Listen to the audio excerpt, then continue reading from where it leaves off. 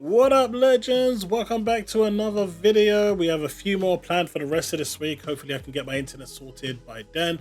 But this is a react video. I've been sent this video and asked to react to it, and it is called Square Enix Gives Up on PS5 Games.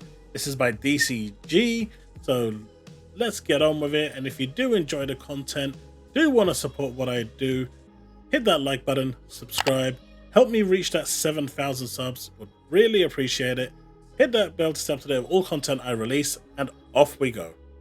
What's up, gamers? DreamcastGuy here, and today we're talking about some PlayStation drama involving the business of Square Enix. I wonder what dictates whether he shows the control or not. It's really confusing, but I really want to know what actually dictates that. For the last couple years, there has been some sort of secret, unknown partnership between PlayStation and the very famous RPG maker, Square Enix. Their games have not only been coming to PlayStation, but a lot of them have been straight up exclusive. That is true. For the longest time, games have been exclusive to PlayStation, but it looks like that's all changing. And this generation's lack of sales with PlayStation 5 users just not being generally interested in Square Enix games, it looks like Square Enix now has decided that in order to maximize its sales, it's going to have to start looking elsewhere and looking at other platforms as well as the PS5 in order to actually get some sales. So this is great for the consumer, not so great for PlayStation, because this was always seen as one of their unique selling points, the exclusivity that they had with Square Enix. And it looks like they've lost that now. And it looks like maybe that bridge is burnt. We'll see what Xbox decides to do with all of this, whether they decide to leapfrog in. We do know that they have a newfound relationship with Square Enix. We do know that there was talks with Phil Spencer and the Square Enix leadership about more games, more Final Fantasy franchises, more Square Enix franchises in general. And we saw Visions of Mana, which is, I believe, making its appearance on an Xbox platform for the first time ever. So these are big strides and really good insinuations for Xbox, but it's also going to be coming to PC and, where applicable, the Nintendo Switch, Switch 2, as and when it's available. So it's going to be interesting. Back-to-back games like Final Fantasy and Foam Stars and all sorts of stuff has only been coming to the PS5. And 16, yes. 15, no. 15 was available multiplayer, and that's why it sold a hell of a lot more copies. And it seems like that may have backfired. Let's take a look at it, because today they have officially announced Square Enix is going to stop even attempting exclusives because it's losing them so much money. Let's discuss. Hi, I hope you're having a great day. If you could, give this video a like and subscribe if you haven't already.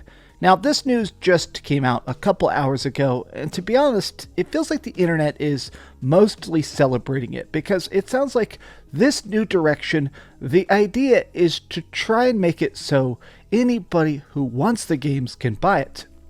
Look at this. If we could start getting Final Fantasy games day one on PC, that would be amazing for gamers. And what this is actually doing, and I know some might rip into me for this one, but it's actually bridging the gap more and more to not need a PlayStation or a console in general, because PC is now getting everything.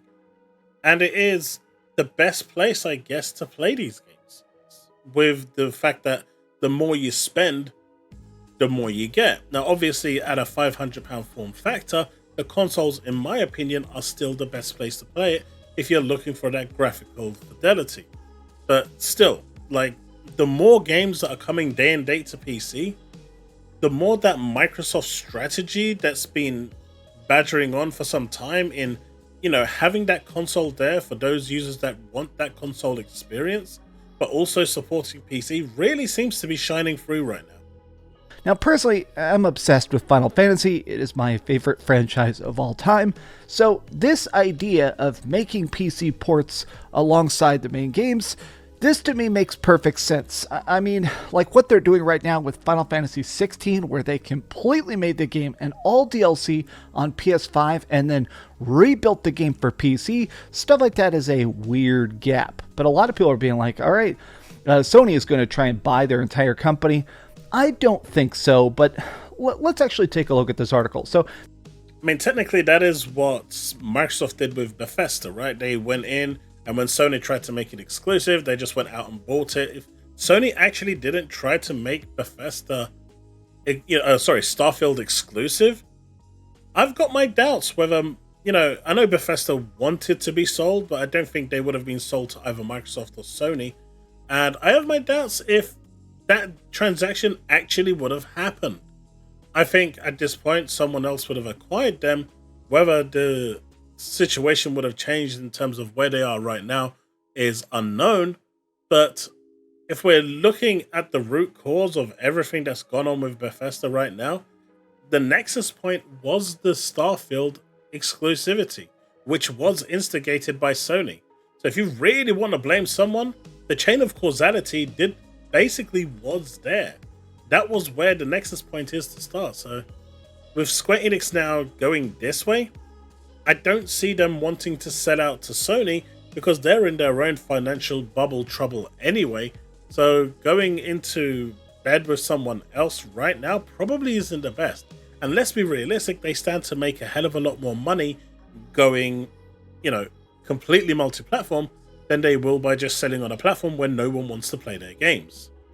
This is over on IGN, and we're going to take a look at a couple journalists who have been arguing about this because some of the points made in this financial report, they're definitely up for interpretation. So here it is. Square Enix has announced a significant company reboot amid tumbling profits. So today they decided to report their financial sort of performance, how they did last year, and it sounds like for the most part they are selling more games, yet their profit is going down. It sounds like, despite the fact that Final Fantasy 16, the Final Fantasy Pixel Remasters, Foam Stars, Final Fantasy 7 Rebirth, so many of these games came out and were successful, but somehow it wasn't enough. They made $52 million of an operating loss. They lost $52 million despite the fact that they dropped a mainline Final Fantasy, a Final Fantasy remake, and also totally new games as a service project, but I think that's part of the reason they're losing money, to be honest. But here we go.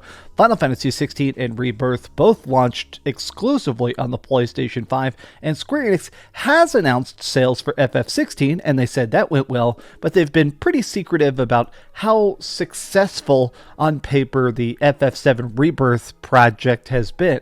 So they said this: "We are suffering an incomplete journey to better profitability in HD game development. We've had many games launch, but some failed to live up to profit expectations, especially outsourced titles and some AAA stuff." So it seems like they're talking about Final Fantasy VII Rebirth at least being included in that. So, well, this is the problem when you release games in multiple parts. So you've got Remake, Rebirth. You're not going to start the game at Rebirth. You're going to need to go back to Remake and start from there. And that transition, that kind of playing is, for some, is just going to be too daunting, starting from the beginning if you haven't done so already. And that's going to impact sales. But at the same time, with a game like this, knowing that this sort of thing will impact sales, why would you make it exclusive? It doesn't make any sense. We're going to take a look at the financial forecast, but I think what the initial knee-jerk reaction is definitely the fact that video game development is getting more and more expensive. And when I think about a game like Forspoken, which, let's face it, this game sucked. I hated on. It did not suck. At the end of the day, it was, maybe the demo was trash, right? The demo was absolutely trash. And I told this to Square Enix directly, both their marketing and their community. The demo was trash, but the actual released game was so much better, and it is such a good game that put it this way, every time I recommend someone to play it and they actually do play it, they come back and actually thank me for playing it. The reason why he hates it isn't because he didn't like it, it's because it's popular to hate the game. And because of people like him, because it's popular to hate the game, well, that's why the studio closed down, because that spread around. But no one talks about Luminous anymore, Luminous Productions, because they're gone. But who was sad when they disappeared and all those jobs vanished? Some of them got absorbed into other areas of Square Enix, but where was the outcry like you see for Tango? Oh, but Tango is a more prestigious company. It is still jobs that were lost because the playing community decided to absolutely destroy a game. So the playing community are the primary reason why this game failed. The game itself was good, and if you play it today, it's a good game. It stands on its merits. Was it £70 good? No. I'd say $49.99 is the best price for it, but it still would have done well. But they didn't give it a chance because the memes and the videos and the clicks and the views were just too enticing for them. And because of that, the memes, the views, the clicks, they got a whole studio shut down, and not a single publication, media, or person came out to criticize. They were overjoyed because Luminous was gone. Disgraceful. On it, everybody hated on it. In fact, I've never mentioned this in a video before, but Square Enix, when I reviewed this and I roasted it, they were not happy with me. But because of that game's immediate failure, they ended up shutting down the studio that made it. Almost not even 6 months after the game came out and totally bombed, the studio just got completely shuttered in an effort to, I guess, stop losing money on, unsuccessful profit endeavors. But it is weird to think that maybe that would have been more successful if you could have bought it on PC day one. But going back to the article, in response to tumbling profits, Square Enix announced that it's trying to do a Square Enix reboot and awakens. They have a 3-year plan for rebooting long-term growth. This involves a rethink across all parts of business, but the highlight is a shift to a multi-platform strategy. Square Enix said it will aggressively pursue a multi-platform strategy that includes Nintendo platforms, PlayStation, Xbox, and PC.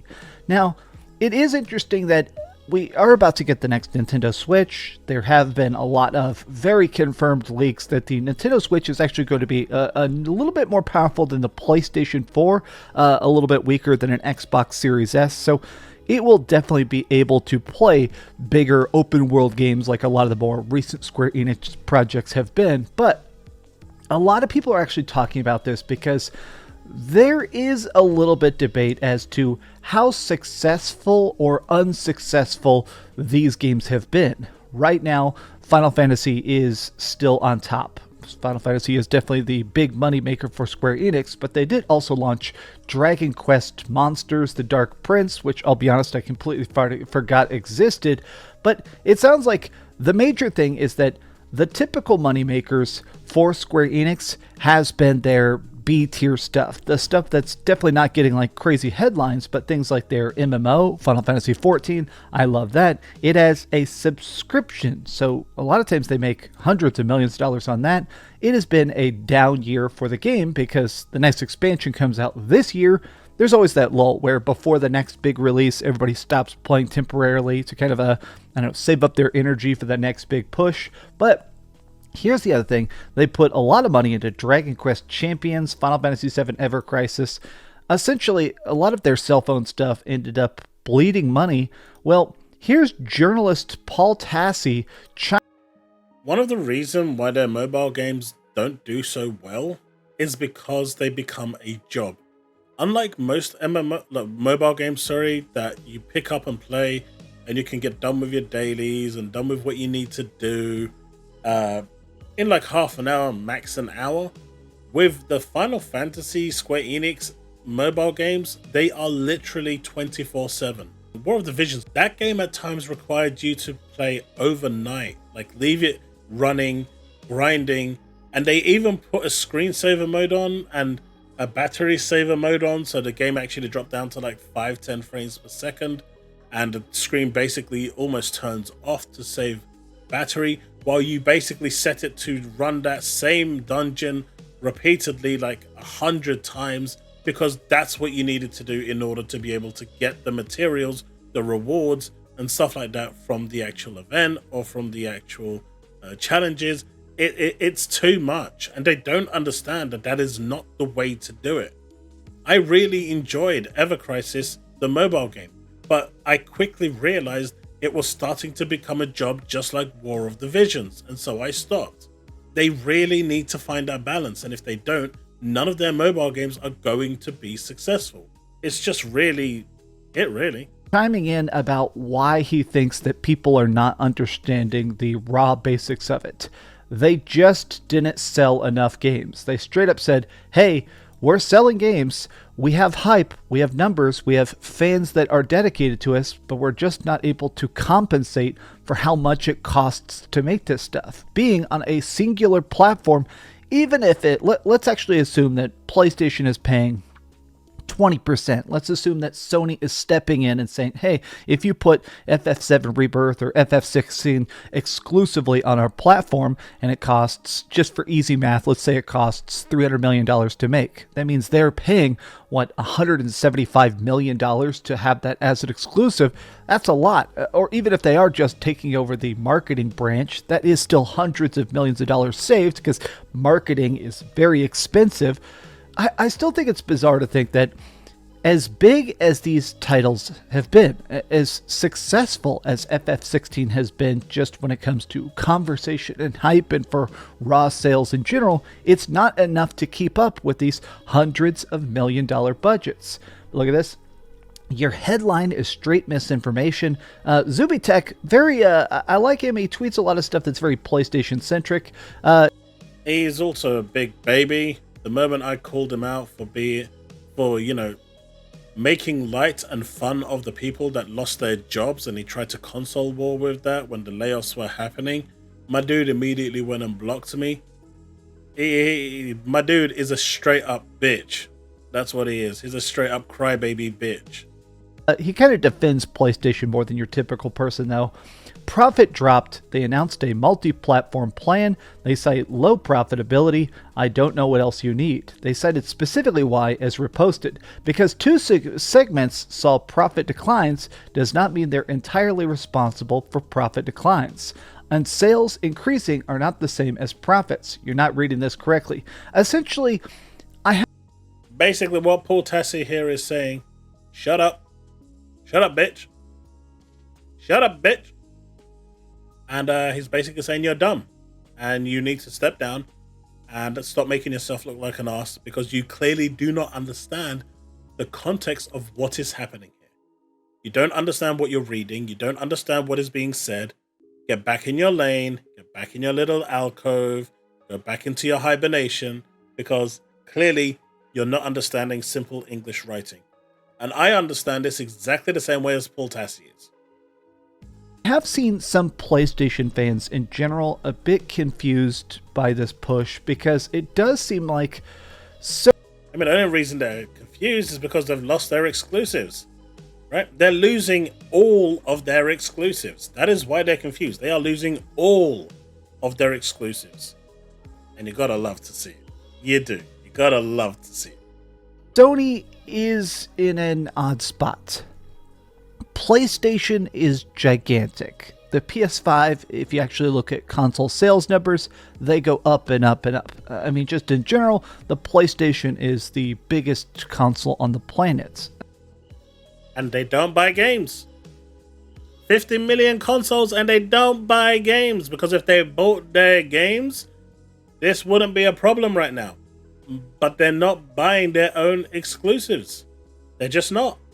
What's the point in selling 50 million consoles, having a circle jerk about me selling so many consoles, when your community is not buying any games? You tell me.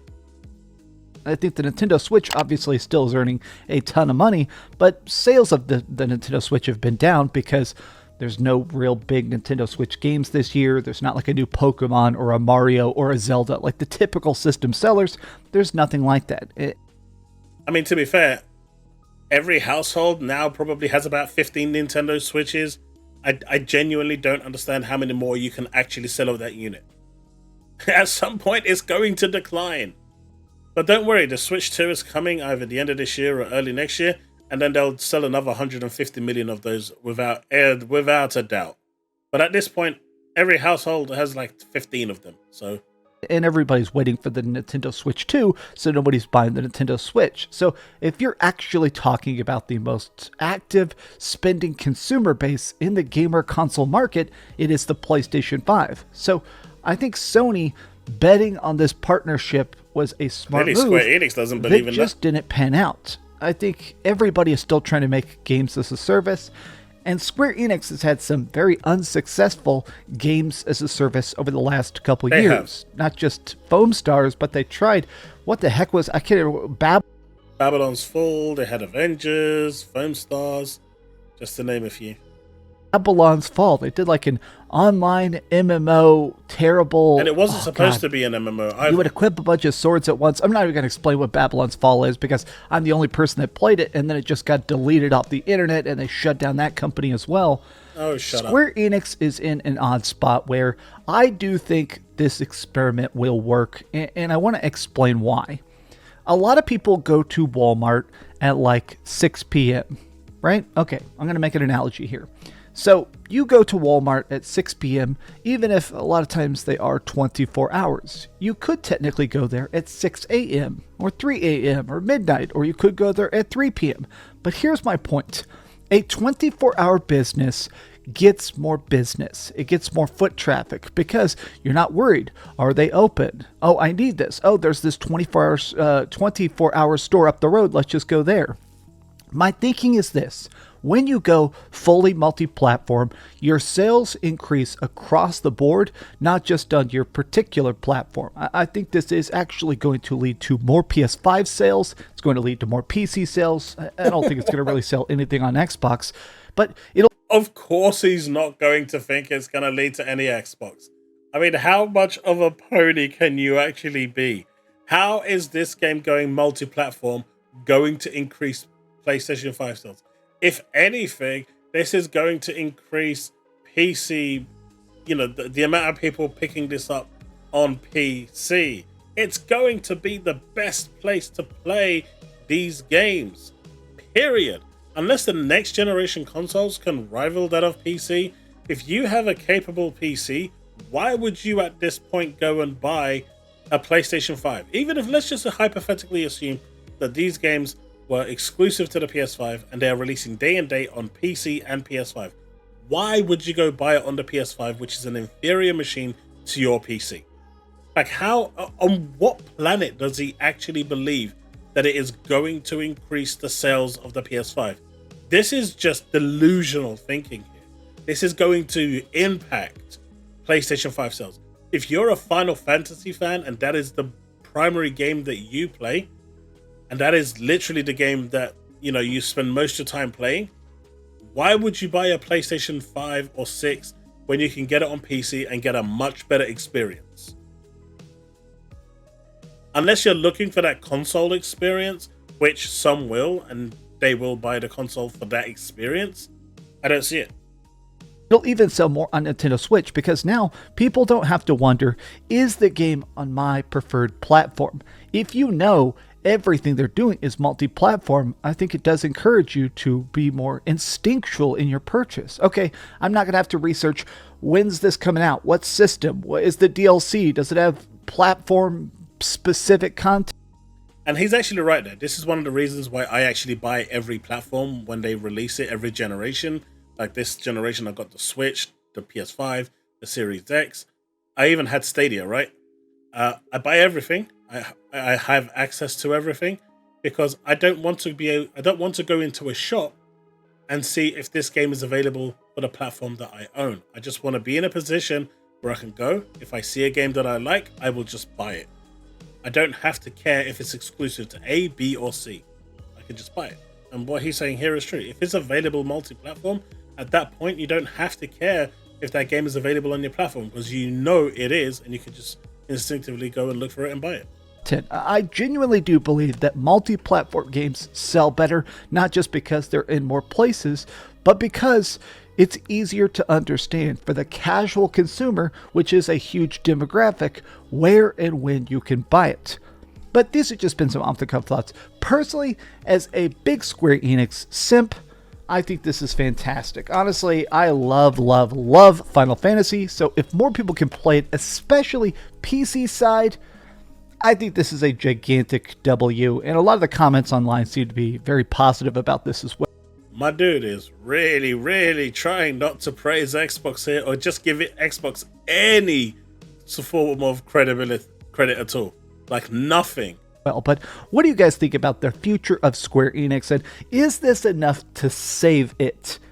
Of course it is. This is exactly what Square Enix needed. This is exactly what Square Enix should have been doing from the beginning of this generation. None of their games should have been exclusive. And if Starfield wasn't in the risk of being exclusive, that probably would have gone multi-platform as well. Really is that simple. But Sony decided to play the hardball, and they lost the studio. And well, their one decision has led to where we are now. So hopefully this will be a lesson learned from Square Enix, but time will tell. But I think it's going to be a very good move for Square Enix. I don't think they're in trouble. I don't think they're going to get acquired, but in their current circumstance, they definitely could be more in the green. Thank you for watching. If you could... Alright, that's it. Let me know what you think in the comment section below, and let's have that discussion. Thanks so much for hanging out, and that's it. Don't forget to like and subscribe, hit that bell to stay up to date with all content I release, and I will see you in the next one. As always, remain legend.